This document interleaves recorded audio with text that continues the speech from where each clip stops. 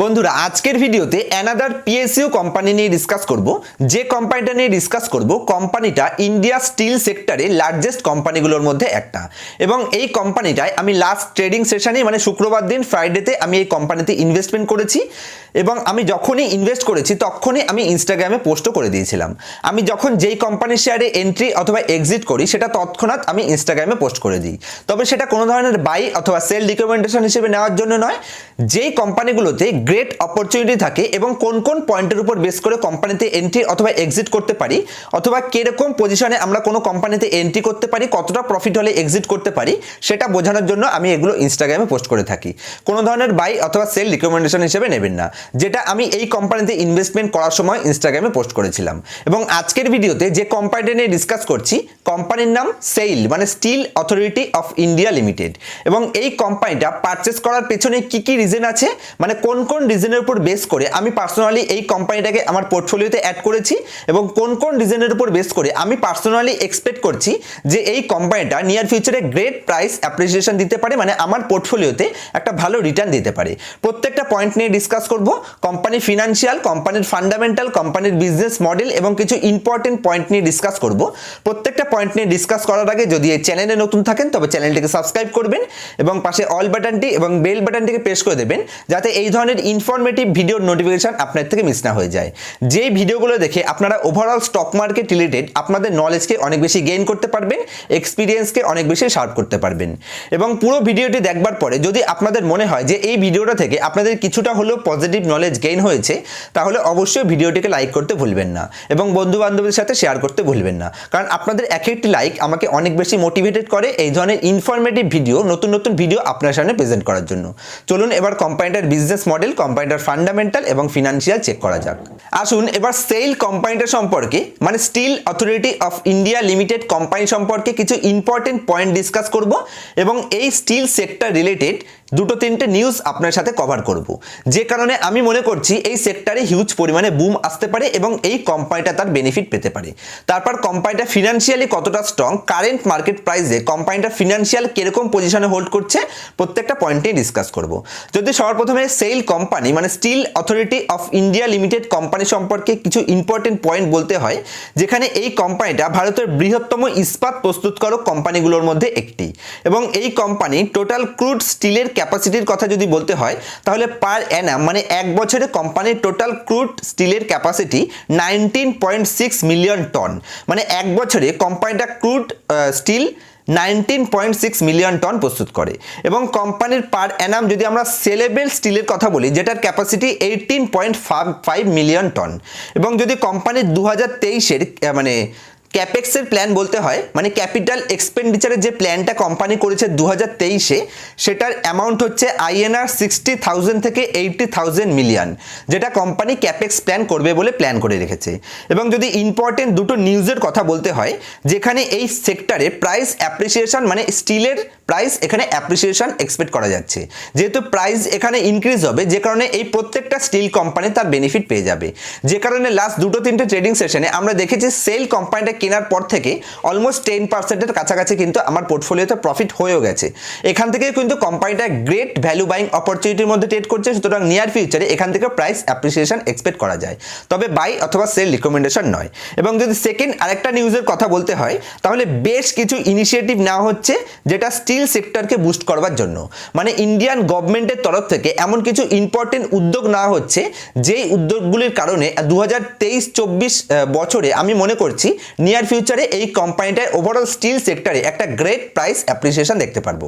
এবং এই কোম্পানিটা একটা ভ্যালু বাইং জোনের মধ্যে রয়েছে, যে কারণে এই কোম্পানিটা আমি পারচেস করেছি। চলুন এবার কোম্পানি ফিনান্সিয়ালি কিরকম পর্যায়ে রয়েছে সেই পয়েন্টগুলি আপনার সামনে ডিসকাস করব, সেজন্য আমি আপনাদের স্ক্রিনারের উপর নিয়ে যাচ্ছি। তো আমি স্ক্রিনারে সেইল লিমিটেড কোম্পানিটা ওপেন করে নিয়েছি। যদি কোম্পানির কিছু ইম্পর্টেন্ট কি রেশিওর উপর নজর দিতে হয়, যেখানে সবার প্রথমে যদি কোম্পানির আমরা কারেন্টলি প্রাইস দেখি, তাহলে কোম্পানিটা এখানে 88-এর প্রাইসে ট্রেড করছে, যেখানে কোম্পানির বুক ভ্যালু কত আছে 131, মানে এখানে একটা ডিসকাউন্ট রয়েছে, ভ্যালুয়েশন গ্যাপ রয়েছে। এবং যদি কোম্পানিটার এক বছরের হাই দেখি, যেটা 114 রুপিস, যেখান থেকে কোম্পানিটা ডিসকাউন্টে এসে 88-এ ট্রেড করছে। এবং যদি কোম্পানির রিটার্ন অন ক্যাপিটাল এমপ্লয়েড দেখেন, যেটা 23.8% এ গ্রেডেড, এবং return return on equity 25.2%, first class. এবং যদি কোম্পানির ডেট টু ইকুইটি রেশিও দেখেন, যেটাও খুবই ভালো, 0.58। যদি আমরা এই সেক্টরের আদার্স কোম্পানিগুলোর সাথে তুলনা করি, যেরকম ধরুন আমি যদি এই সেক্টরের ফার্স্ট নাম্বার কোম্পানি জেএসডব্লিউ স্টিলের কোম্পানি যদি আমরা দেখি ডেট টু ইকুইটি রেশিও, তাহলে দেখুন জেএসডব্লিউ স্টিলের ডেট টু ইকুইটি রেশিও 1.25, যার এগেনস্টে এই কোম্পানিটা কিন্তু ডেট অনেক কম নেওয়া আছে, মানে কোম্পানির ঋণের বোঝা কিন্তু অনেক কম রয়েছে। এবং তারপর সেকেন্ড পয়েন্ট কি আছে, 1 মিনিট, যদি এখানে কোম্পানির আমরা রিটার্ন অন ক্যাপিটাল এমপ্লয়েড বলে দিয়েছি, এবং যদি কোম্পানির ইপিএস দেখি তাহলে অলমোস্ট 11%-এর কাছাকাছি কোম্পানি ইপিএস জেনারেট করছে, এবং প্রোমোটারের কাছে 65% স্টেক অ্যাভেলেবেল রয়েছে, এবং কোম্পানি এখানে ভালো পরিমাণে ডিভিডেন্ডও পে আউট করে থাকে, যেটা অলমোস্ট 10%-এর কাছাকাছি, খুবই ভালো। এবং যদি কোম্পানিটার এখানে আমরা কোয়ার্টারলি বেসিসে রেজাল্ট দেখি, তাহলে কোম্পানি 2019-এর সেপ্টেম্বরে সেল কত ছিল, 14,100 কোটি টাকা, যেখান থেকে নেক্সট ইয়ার বেড়ে কত হলো, 16,900, তারপর নেক্সট ইয়ার এখানে হলো 26,800 কোটি টাকা। এবং লেটেস্ট যদি আমরা এখানে 2-3টে কোয়ার্টার আগে দেখি, তাহলে কোম্পানি এখানে হাইস্ট এভার 30,759 কোটি টাকা এখানে সেলস দেখিয়েছিল, যেটা এখানে নেক্সট ইয়ারে লেটেস্ট ইয়ারে অনেকটা ডাউনে এসছে, 24,029 কোটি টাকা কোম্পানি সেল করছে। এবং যদি আমরা এখানে কোম্পানির নেট প্রফিট দেখি, মেন প্রবলেমটা কোম্পানির এখানেই রয়েছে। আমি যদি লেটেস্ট ইয়ারের মানে প্রিভিয়াস ইয়ারের সাথে যদি তুলনা করি, যেটা 4,339 কোটি টাকা নেট প্রফিট কামিয়েছিল, যেটা লেটেস্ট ট্রেলিং 12 মান্থে কোম্পানি -329 crore রুপিস এখানে নেট প্রফিট কামিয়েছে, নেগেটিভ নেট প্রফিট। এবং কন্টিনিউয়াসলি এটা 2টো কোয়ার্টার ধরে কিন্তু এখানে রিডিউস হচ্ছে। এর কারণ কি? এর কারণ হচ্ছে এক্সপেন্স। যদি আমরা এক্সপেন্সের উপর ক্লিক করি, তাহলে দেখুন যেখানে একসময় কোম্পানি 25-30%, হার্ডলি 35%-এর কাছাকাছি এখানে ম্যাটেরিয়াল কস্ট ছিল, যেটা ইনক্রিজ হতে হতে এখানে 63%-এ চলে এসছে। দেখুন কোনো সময় এরকম হয় যে ম্যাটেরিয়াল কস্ট বেড়ে যায়, কিন্তু কোম্পানিগুলো সেই প্রাইসটাকে কাস্টমারের উপর ডেলিভার করতে পারে না, যেটা একটু সময় লাগে।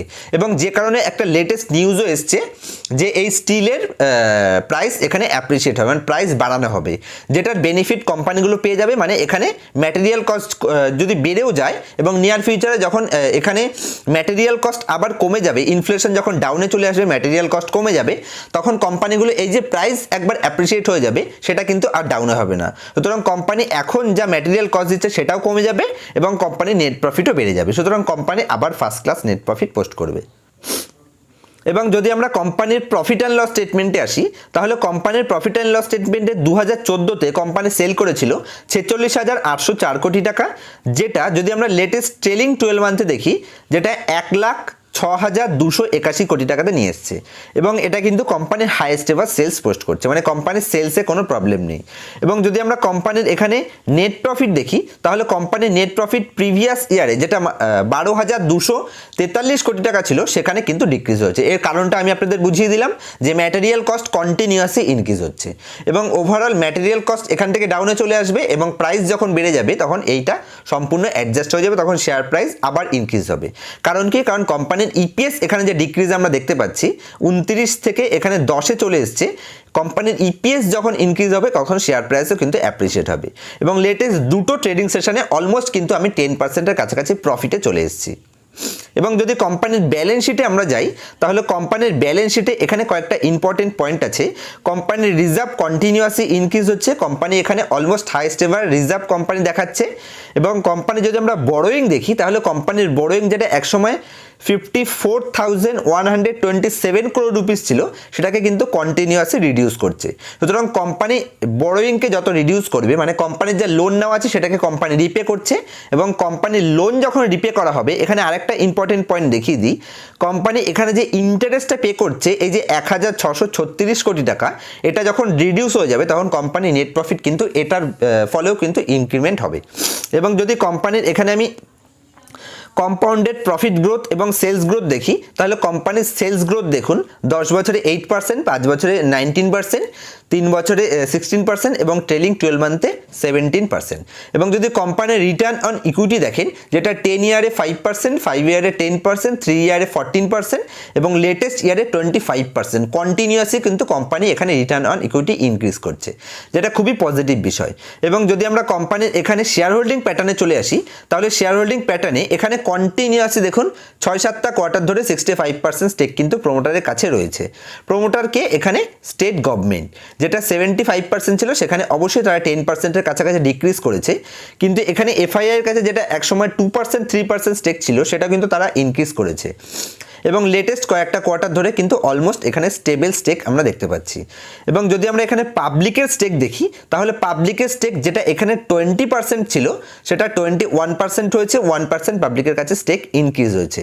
এবং এখানে লেট রাকেশ ঝুনঝুনওয়ালা স্যারও কিন্তু ইনভেস্টমেন্ট করেছিল।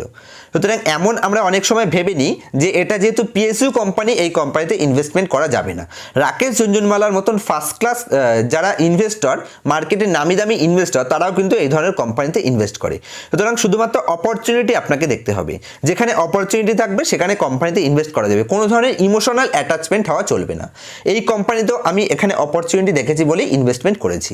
কি কি অপরচুনিটি আছে প্রত্যেকটা পয়েন্ট আমি আপনার সাথে ডিসকাস করে দিলাম। তো বন্ধুরা, আমি মনে করছি আজকের এই ছোট্ট ভিডিওটাতে আমি আপনাদের ইজিলি বুঝিয়ে বলতে পেরেছি যে কোন কোন পয়েন্টের উপর বেস করে আমি এই কোম্পানিটাকে পারচেস করেছি, মানে কোন কোন রিজনের উপর বেস করে আমি পার্সোনালি এক্সপেক্ট করছি যে এই steel authority of India limited কোম্পানিটা এখান থেকে শেয়ার প্রাইস অ্যাপ্রিসিয়েশন হবে কোন কোন পয়েন্টের উপর বেস করে। যেখানে যদি আমি খুব শর্টে ডিসকাস করে দিই পয়েন্টগুলো, যার মধ্যে থেকে এই কোম্পানিটা হাইয়েস্ট এভার সেলস পোস্ট করছে, কিন্তু কোম্পানি এখানে নেট প্রফিট ডাউনে এসছে, negative net profit company post করছে। যদি আপনি এই কোম্পানিটা বাদ দিয়ে এই সেক্টরে লার্জেস্ট কোম্পানিগুলো দেখেন, ফার্স্ট এবং সেকেন্ড কোম্পানি যেখানে টাটা স্টিল এবং জেএসডব্লিউ স্টিল কোম্পানিগুলো যদি আপনি দেখেন, তাহলে প্রত্যেকটা কোম্পানি কিন্তু এখানে নেগেটিভ নেট প্রফিট পোস্ট করছে। যার কারণ কি আছে? কারণ এখানে ইনফ্লেশনের কারণে র মেটেরিয়ালসের কস্ট বেড়ে গেছে, এবং যেহেতু র মেটেরিয়ালের কস্ট বেড়ে গেছে সে কারণে এই কোম্পানিগুলো নেট প্রফিটে একটা ডিক্রিজ আমরা দেখতে পাচ্ছি। কারণ কি এই ধরনের কোম্পানিগুলো লং টার্ম ডিল করে থাকে। মনে করুন কোনো একটা কোম্পানিকে সাথে যেই প্রাইসে বিট হয়ে গেছে সেই প্রাইসে কিন্তু পারচেস তাদেরকে সেল করতে হবে। এবার কি হয়, এই প্রাইস যখন অ্যাপ্রিসিয়েট হয়ে যায়, র মেটেরিয়ালসের কস্ট যখন বেড়ে যায়, তখন ইমিডিয়েটলি কিন্তু তাদের প্রাইসটাকে অ্যাপ্রিসিয়েট করতে পারে না, মানে ইনক্রিজ করতে পারে না, যার জন্য প্রাইসটা কাস্টমারের কাছে ট্রান্সফার করতে একটু টাইম লাগে। যে কারণে এই স্টিল সেক্টরের প্রত্যেকটা কোম্পানিতে র মেটেরিয়ালের কস্ট যেহেতু বেড়ে গেছে, যে কারণে প্রত্যেকটা কোম্পানি কিন্তু নেগেটিভ নেট প্রফিট পোস্ট করছে। এই কারণগুলোর জন্য কিন্তু প্রত্যেকটা স্টিল কোম্পানি অনেকটা ডাউন ট্রেন্ডে এসে ট্রেড করছে, এবং এই যে প্রবলেমটা মার্কেটে চলছে এটা কিন্তু শুধুমাত্র একটা শর্ট টার্ম প্রবলেম। খুব তাড়াতাড়ি কিন্তু এই প্রবলেমটা সলভ হয়ে যাবে। যার রিজনগুলো আমি আপনাদের বলে দিই, যেখানে এই যে র মেটেরিয়ালের কস্ট ইনক্রিজ করার কারণে কোম্পানিগুলোর নেট প্রফিটে ডাউনে চলে এসছে, এবং খুব শিগগিরই কিন্তু কোম্পানিগুলো প্রাইসটাকে কাস্টমারের উপর ট্রান্সফার করতে পারবে, যেটা অলরেডি কিন্তু স্যাংশন হয়ে গেছে, মানে স্টিল কোম্পানিগুলো তাদের প্রাইসকে কিন্তু ইনক্রিজ করবে, এটা ডিক্লেয়ার হয়ে গেছে। সুতরাং এটা একটা পজিটিভ নিউজ। কোম্পানি যখন স্টিলের প্রাইস ইনক্রিজ করতে পারবে তখন কোম্পানির নেট প্রফিট কিন্তু আবার বেড়ে যাবে। এবং সেকেন্ড রিজন, ইনফ্লেশনের কারণে যেহেতু র মেটেরিয়ালের কস্ট বেড়ে গেছে সেটা কিন্তু কন্টিনিউয়াসলি উপরে থাকবে না। ইনফ্লেশন যখন ডাউন হয়ে যাবে এই র মেটেরিয়ালের কস্ট কিন্তু ডাউন হয়ে যাবে, কিন্তু কোম্পানিগুলো যে প্রাইসটাকে ইনক্রিজ করে দিল সেটা কিন্তু কোম্পানি ডাউনে আসবে না। সুতরাং মানে এই যে শর্ট টার্ম প্রবলেমগুলো যখন সলভ হয়ে যাবে, খুব তাড়াতাড়ি কিন্তু সলভ হয়ে যাবে, তখন কোম্পানিগুলো net profit highest ever post করবে, যে কারণে কোম্পানির ইপিএস গ্রোথ হবে, এবং কোম্পানির ইপিএস গ্রোথ হলে কোম্পানির শেয়ার প্রাইস হিউজ পরিমাণে অ্যাপ্রিসিয়েট হবে। যদি আমি লাস্ট দুটো ট্রেডিং সেশনে দেখি, আমি যখন পারচেস করেছিলাম এই কোম্পানিটা, আমি পারচেস করার পরে মাত্র দুটো ট্রেডিং সেশনে কিন্তু কোম্পানি অলমোস্ট 10%-এর কাছাকাছি প্রফিট আমি রয়েছি। এখান থেকেও কিন্তু গ্রেট ভ্যালু বাইং অপরচুনিটি রয়েছে, এখান থেকে গ্রেট প্রাইস অ্যাপ্রিসিয়েশন এক্সপেক্ট করা যায়। তবে যদি আপনি ইনভেস্ট করেন এখান থেকে ডাউনসাইড রিস্ক অনেকটাই কম থাকে, আপসাইড পোটেনশিয়াল অনেকটাই বেশি হয়ে যায়। এবং এই কোম্পানিটা শুধু পিএসইউ কোম্পানিগুলো বলে আপনি অ্যাভয়েড করে দেবেন, এটা ভাবা সম্পূর্ণ ভুল ধারণা। আমি আপনাদের দেখিয়ে দিয়েছি লেট রাকেশ ঝুনঝুনওয়ালা স্যারও কিন্তু এই কোম্পানিতে ইনভেস্ট করেছিল। দেখুন, কোনো কোম্পানির সাথে ইমোশনালি অ্যাটাচমেন্ট হওয়া কোনো মতেই চলবে না। যেখানে অপরচুনিটি আছে আমাদের সেখানেই অপরচুনিটিটাকে গ্র্যাব করতে হবে, এবং নিয়ার ফিউচারে আমাদের পোর্টফোলিও থেকে গ্রেট পারফরমেন্স মানে গ্রেট রিটার্ন জেনারেট করতে হবে। কোনো ধরনের পার্সোনাল যদি ইমোশনাল অ্যাটাচমেন্ট কোনো কোম্পানির শেয়ার সাথে আপনি ধরে রাখেন, নেগেটিভ ধরে রাখেন অথবা পজিটিভ ধরে রাখেন, তাহলে লং টার্মে কিন্তু আপনার পোর্টফোলিওতে আপনি রেট দেখতে পাবেন, পজিটিভে কোনোদিন আসতে পারবেন না। আর যদি এই ভিডিও সম্পর্কিত কোনো ধরনের কোয়ারি থাকে আমাকে কমেন্ট করবেন, আর যদি stock, bond, mutual fund related কোনো ধরনের কিছু জানার থাকে আমাকে কমেন্ট করবেন। আমি প্রত্যেকটা কমেন্ট পড়ি এবং প্রত্যেকটা কমেন্টের আমার তরফ থেকে বেস্ট রিপ্লাই দেওয়ার চেষ্টা করি। দেখা হবে নেক্সট ভিডিওতে কোনো ইনফরমেটিভ ভিডিওর সাথে। ততক্ষণ পর্যন্ত happy investing, happy trading, bye bye, sign out.